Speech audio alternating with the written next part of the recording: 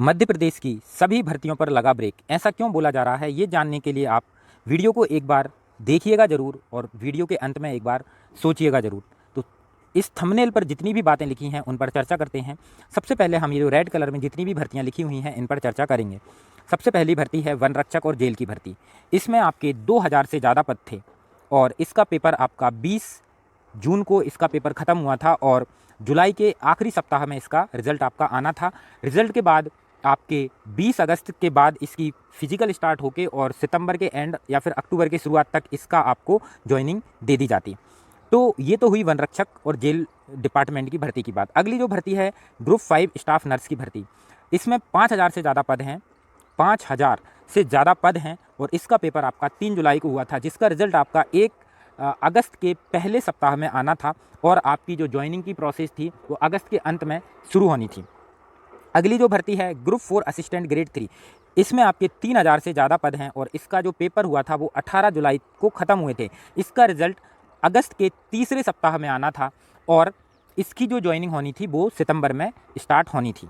फिर अगली जो भर्ती थी ग्रुप 1 एंड ग्रुप 2, जो कि आपकी कृषि और उद्यान से संबंधित जितनी भी वैकेंसी थी उनसे संबंधित ये भर्ती थी और इसमें आपके 2000 से ऊपर पद थे। इसका पेपर 21 और 22 जुलाई को हुआ था। इसका जो रिज़ल्ट है वो अगस्त के आखिर में इसका रिज़ल्ट आना था और सितंबर में इसकी भी ज्वाइनिंग होनी थी। ये सारी जो भर्तियां चल रही थी ये सभी भर्तियां मिशन मोड में चल रही थी, इन पर ब्रेक लग गया है। ये सारी भर्तियां आपकी सितंबर माह के एंड तक पूरी कर ली जाती हैं और 25 सितंबर तक आपका जो 1 लाख भर्ती का टारगेट है वो कहीं ना कहीं काफ़ी हद तक अचीव कर लिया जाता, यानी कि आचार संहिता लगने से पहले। अभी ये 3 भर्तियां हैं जिसमें से पुलिस की भर्ती आपकी चल रही है जिसमें आपके 7000 पद हैं और इसके जो पेपर 12 सितंबर को ख़त्म होंगे। टीचर का एग्ज़ाम आपका हो चुका है, मिडिल स्कूल टीचर का, जिसमें आपके पद अभी क्लियर नहीं है कितने पद हैं, लेकिन फिर भी 10,000 के आसपास तो इसमें पद होंगे। रही बात पटवारी भर्ती की तो इसका आपका रिजल्ट 23 जून को आ चुका था। इसमें 9000 से ऊपर पद थे। तो ये सारे अगर आप इनको जोड़ लिया जाए, अगर टीचर की भर्तियों को एक्सक्लूड कर दिया जाए तो 2000 इसके, 5000 इसके, 3000 इसके, 2000 इसके, पुलिस के 7000 और पटवारी के 9000 पद अगर आप जोड़ दें तो 28000 से ज़्यादा पद तो ये हो जाते हैं और बाकी टीचर के मिला के आपके 40000 से ज़्यादा भर्तियों का भविष्य अब अधर में लटक चुका है, अंधकार में आ चुका है। ये सब क्यों हो रहा है, किस लिए हो रहा है, इसमें किसकी गलती है? सरकार की गलती है, संगठन की गलती है, कोचिंग संस्थानों की गलती है या छात्र की गलती है? और किसने अपने पैरों में कुल्हाड़ी मार ली? तो दोस्तों यही चीज़ मैं आपको एक्सप्लेन करने वाला हूँ। दोस्तों जैसे ही पटवारी भर्ती परीक्षा का रिजल्ट आया इस पर संदेह उत्पन्न हुए और संदेह के आधार पर इसके लिए प्रोटेस्ट स्टार्ट हुए। कई सारे जो सिलेक्टेड लोग हैं उन्होंने भी इस पर संदेह जताया कि इतने नंबर कोई कैसे ला सकता है। हर कोई इंसान इस पर संदेह कर रहा था और ये लोग कुछ संगठनों के पास गए जहाँ से ये इन्हें लगा कि कहीं ना कहीं धांधली हुई है इस भर्ती में, तो ये आवाज़ उठाएं और जो फर्जीवाड़ा करने वाले कुछ लोग हैं अगर हैं तो उन पर कार्रवाई की जाए और उन्हें जेल में डाला जाए।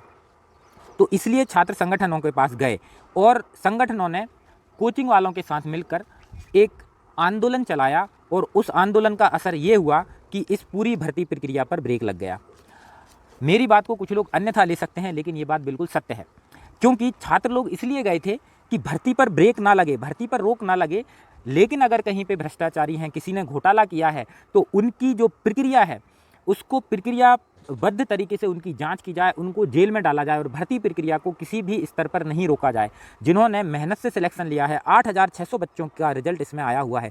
क्या ये सभी बच्चे आपको लगते हैं कि ये सभी फर्जीवाड़ा करके आए हैं? अभी 25 अगस्त को हर एक ज़िले में सैकड़ों बच्चों ने ज्ञापन दिए कि क्या वो सभी बच्चे आपको फर्जी लग रहे हैं? तो ये बात आप अपनी अंतरात्मा से पूछ सकते हैं कि सभी बच्चे फर्जी नहीं हैं।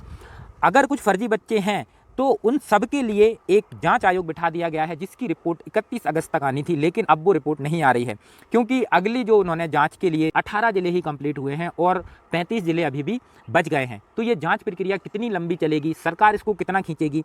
अब कुछ लोग बोलेंगे इसमें गलती सरकार की है। सरकार, चाहे सरकार हो या विपक्ष हो, गलती सबकी रहती है। गलती किसी एक पर भी नहीं मर सकते हैं। सरकार चुनाव में है, विपक्ष भी चुनाव में है, तो विपक्ष मुद्दे ढूंढेगी और सरकार मुद्दे दबाएगी। तो सरकार चाह रही है कि जांच को डिले किया जाए और इस जांच के डिले होने से ये सारे जो रिजल्ट हैं ये सभी के सभी लटके हुए हैं।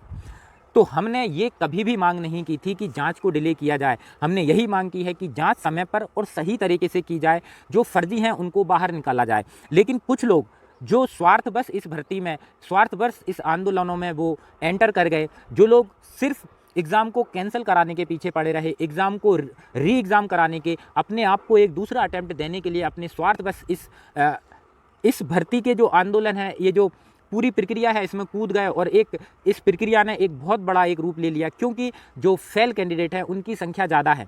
तो इन लोगों ने अपने छोटे से स्वार्थ, सिर्फ री एग्ज़ाम के चक्कर में आज सारी भर्तियों को अधर में डाल दिया गया है। दोस्तों, अगर आप री एग्ज़ाम भी चाहेंगे तब भी आपकी नौकरी सिर्फ 9,000 लोगों की ही लगेगी, इससे ज़्यादा नौकरी नहीं लग सकती है। तो री एग्ज़ाम और भर्ती कैंसिल की मांग के कारण आज सारा का सारा ये जो जितना भी भर्ती प्रोसेस है, जो मिशन मोड में चल रही थी, आज उसमें ब्रेक लग गया है। तो इसमें किसकी गलती है? इसमें गलती है, सबसे ज़्यादा जो गलती है वो है छात्र की। छात्र की सबसे ज़्यादा गलती ये है कि उसने अपने जो सही तरीके की मांग थी वो सही मांग नहीं रखी और उन्होंने री एग्ज़ाम की मांग कर दी।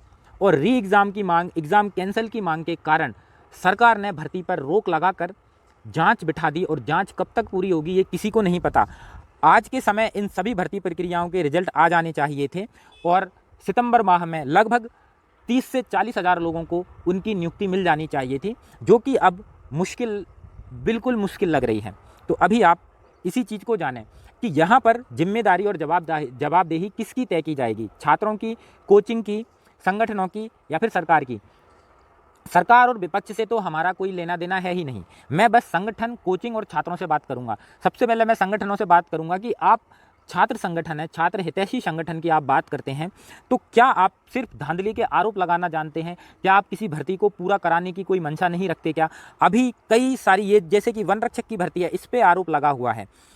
असिस्टेंट ग्रेड 3 स्टाफ नर्स, ये कृषि वाली भर्तियां हैं, इन पर आरोप लगा है। पुलिस की भर्ती अभी चल ही रही है, इस पर आरोप लग रहे हैं और इसको मास लेवल का रूप दे दिया जा रहा है। जबकि देखिए दोस्तों, क्या होता है कि ये दुनिया है, इसमें हर तरीके के लोग रहेंगे। इतना बड़ा मध्य प्रदेश है, इतनी बड़ी भर्तियां हैं, इतनी जगह पेपर हैं, हर जगह कहीं ना कहीं कुछ भ्रष्टाचारी मिलेंगे। तो मिलेंगे, उनको पकड़ा जाएगा, उनको सजा दी जाएगी। इनके चक्कर में पूरी भर्ती प्रक्रिया को रोक कर हम लोग हाथ पे हाथ धरे बैठे रहें और किसी की भी नौकरी ना लगे, ये न्यायोचित निर्णय नहीं है, ये न्यायोचित बात नहीं है। आप खुद ही बताइए कि अगर किसी इंसान को कोई बीमारी होती है तो डॉक्टर उस इंसान को जान से मार देता है या उसकी बीमारी ठीक करता है? हम सब किसान फैमिली से, मजदूर फैमिली से बिलोंग करते हैं। हमारी फसल में अगर कीड़ा लग जाता है तो हम फसल में दवाई छिड़कते हैं या फिर पूरी फसल को आग लगा देते हैं या पूरी फसल को हाँक देते हैं। आप खुद लॉजिकली सोचिए कि कोई अगर समस्या है तो उस समस्या का समाधान होना चाहिए या फिर पूरे सिस्टम को ही तबाह कर देना चाहिए। आप खुद सोचेंगे कि ये चीज़ कहीं से कहीं तक न्यायोचित नहीं है। तो पूरे सिस्टम को ही, पूरे तंत्र को ही अगर आप फेल कर देंगे तब तो कहीं से कहीं तक कुछ होगा ही नहीं। ईएसबी, सरकार दोनों ही बैकफुट पर हैं, दोनों ही कुछ आगे रिस्क नहीं लेना चाहते, क्योंकि आरोप लगे हुए हैं।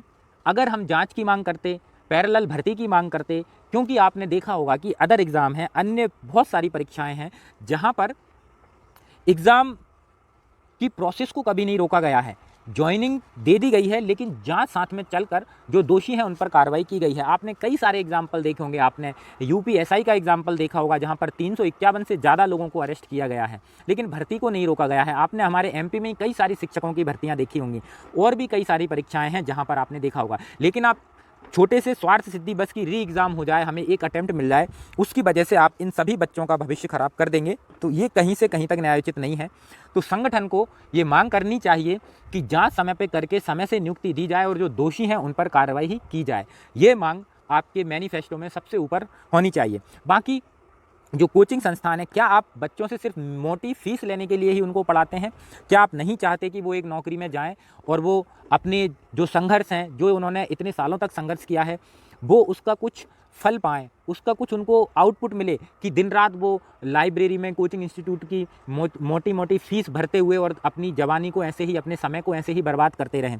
तो कोचिंग संगठन भी, कोचिंग संस्थान भी थोड़े से आगे आएँ और इस बारे में अपनी मांग रखें कि भर्ती प्रक्रियाओं को चलने दें, भर्ती प्रक्रियाओं को ना रोकें और छात्रों को ज्वाइनिंग देते रहें। सभी छात्र बेईमान नहीं हैं। कुछ अगर हैं भी तो उन पर कार्रवाई हो सकती है। ऑनलाइन एग्ज़ाम है, जांच बैठी हुई है, उनको पकड़ा जा सकता है। इसके चक्कर में सारे के सारे छात्रों को पनिश करना कहीं से कहीं तक न्यायोचित नहीं है। और मैं इन छात्रों से भी मांग करना चाहूँगा, आप जेल प्रहरी का पेपर दिया होगा, आप अगर थोड़े से आपने नर्सिंग वगैरह पैरामेडिकल किया होगा तो आप इस वाली भर्ती में होंगे, आपने कंप्यूटर से कोर्स किए होंगे तो आप इस भर्ती में होंगे, आप एग्रीकल्चर से कोर्स किए होंगे तो आप इस भर्ती में होंगे। आप अन्य सारे जो ग्रेजुएट होंगे, जो नॉर्मल 10-12 पास हैं, वो पुलिस भर्ती में होंगे, जो बीएड किए हैं वो टीचर भर्ती में होंगे, और बहुत सारे बच्चे जो हर एक फील्ड से संबंधित हैं वो पटवारी भर्ती में होंगे। तो दोस्तों, आप इन भर्तियों को कैसे भी करके इनको सुचारू रूप से जारी करवाइए, इनको क्लियर करवाइए, और सभी लोग साथ आइए। 3 सितंबर को भोपाल में इस भर्ती प्रक्रिया को सुचारू रूप से जारी करने के लिए, इन भर्ती प्रक्रियाओं पर स्टे हटाने के लिए हम लोग आंदोलन कर रहे हैं। तो 3 सितंबर को भोपाल में आप सभी लोग, चाहे वो किसी भी एग्ज़ाम से संबंधित हो, सभी लोग 3 सितंबर को भोपाल में ज़रूर आइए, और इन सारी जो भर्ती प्रक्रियाएँ हैं इन सबसे आप लोग जुड़े हुए हैं। और 40,000 से ज़्यादा बच्चों का, 40,000 से ज़्यादा जो लोग पद लेने वाले हैं, मैं सिर्फ उनकी बात कर रहा हूँ। 40,000 से ज़्यादा लोगों की नौकरियां इस समय दांव पर लगी हुई हैं, और भविष्य तो 10 लाख से ऊपर बच्चों का दांव पे लगा हुआ है। तो आप सभी लोग आइए, और छोटी सी आपकी स्वार्थ सिद्धि, ये छोड़िए कि री एग्ज़ाम और एग्ज़ाम कैंसिल, क्योंकि इतने सारे एग्ज़ाम हैं, आप कहीं ना कहीं अपनी जगह बना ही लेंगे। बाकी रही बात, अगर आप हमसे बोलें, जो लोग पटवारी भर्ती में सिलेक्टेड लोग हैं, अगर आप उनसे बोलें कि आप भी अपनी स्वार्थ सिद्धि छोड़िए, तो दोस्तों उनका कहीं से कहीं तक स्वार्थ सिद्धि नहीं है। वो लोग भी मेहनत किए हुए हैं, वो लोग मेहनत से सिलेक्ट हुए हैं, लेकिन उनको भी एक ही लाठी से घेरा जा रहा है। हमारी संवेदनाएँ उन लोगों के साथ भी हैं जो पॉइंट से रह गए हैं, या फिर जो लोग वेटिंग में हैं, उन लोगों के लिए भी। दोस्तों, एसएससी, रेलवे और कई सारी जो भर्तियां हैं, पीएससी, इनमें कई सारे जो पटवारी जो भर्ती में सिलेक्टेड लोग हैं वो चयनित हुए हैं, और कम से कम 1500 से ज़्यादा भर्तियों पर आपकी वेटिंग क्लियर होने वाली है। बहुत सारी आपकी भर्तियां वेटिंग क्लियर होने वाली हैं, यहाँ तक कि मिनिमम 1500 बोल रहा हूँ, 2000 से ऊपर भी ये आंकड़ा जा सकता है। तो आप लोग भी साथ आइए, आप लोगों का भी फायदा है। आप लोग अगर वेटिंग में हैं तो आपने अदर एग्ज़ाम भी दिए होंगे, आपके वो एग्ज़ाम क्लियर होंगे, और भी एग्ज़ाम क्लियर होंगे। बहुत ज़्यादा लंबी लिस्ट है, आप लोग सभी साथ में आइए। बस छोटी सी एक अगर स्वार्थ सिद्धि है, मज़े के लिए आप री एग्ज़ाम की मांग कर रहे हैं, तो इसको छोड़कर आगे आइए, और अपने पैरों पर जो आपने कुल्हाड़ी मारी है, उस कुल्हाड़ी को, उसको कम से कम, उस डैमेज को थोड़ा सा कंट्रोल करिए, क्योंकि पैर पर कुल्हाड़ी मार चुके हैं। भर्ती प्रक्रिया आपकी रोक दी गई है। जो मिशन मोड में भर्तियां चल रही थीं, वो भर्तियां अब रुक गई हैं, और सभी लोग कृपया करके साथ आइए, तभी ये भर्तियां पूरी होंगी। नहीं तो एक भी भर्ती पूरी नहीं होने वाली है, एक भी इंसान को जॉब नहीं मिलने वाली है। ठीक है दोस्तों, अगर आपको मेरी बात समझ में आए, आपके अगर कोई विचार हो तो कमेंट सेक्शन में ज़रूर बताना। बाकी जो भी आपकी चीज़ें हैं, जो भी आपके मन में है, थोड़ा एक बार सोचिएगा ज़रूर, इन भर्तियों पर गौर ज़रूर कीजिएगा कि क्या हम सही कर रहे हैं, क्या हम सारी भर्तियों को रोक के सही कर रहे हैं, क्या हमें जांच की मांग करनी चाहिए, क्या भर्तियों को रद्द करने की मांग जायज़ है। ये चीज़ पर आप थोड़ा सा विचार कीजिए, ये चीज़ पर थोड़ा सा दिमाग लगाइए। आप भर्ती रद्द करा के क्या कर लेंगे? ये पूरा एक भस्मासुर बन के पूरी भर्तियों को भस्म कर देना कहीं से कहीं तक न्यायोचित नहीं है। भर्ती प्रक्रियाओं को जारी रखा जाए, जाँच की जाए। हम भी चाहते हैं कि दोषी पकड़े जाएँ, और हम लोग जितने भी पटवारी कैंडिडेट हैं, अगर आपको हम पे भी संदेह है तो हम 500 रुपये के स्टाम्प पेपर पे लिखित में देंगे कि अगर किसी भी स्टेज पर, यहाँ तक कि आप लोग जो भी बाहरी कैंडिडेट हैं, अगर हमारे खिलाफ आप एक भी सबूत अगर कहीं पर भी दे देंगे तो हमारी नौकरी तत्काल प्रभाव से समाप्त की जाए। जो भी खर्चा हमारे ट्रेनिंग वगैरह पे हुआ है वो सरकार हमसे ले, और हमें कड़ी से कड़ी सज़ा दी जाए।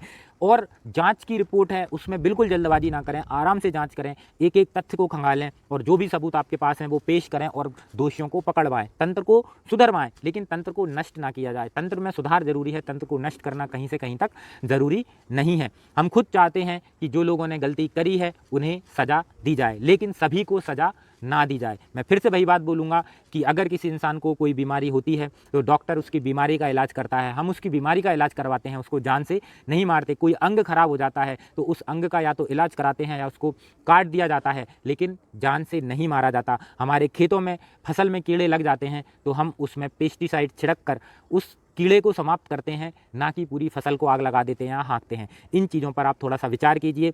छात्र लोग विचार करें, कोचिंग संस्थान विचार करें, संगठन विचार करें, तो सरकार और विपक्ष दोनों ही अपने आप उस पर विचार करने लगेंगे। ठीक है दोस्तों, यही बस मैं आपसे बोलना चाह रहा था। वंदे मातरम।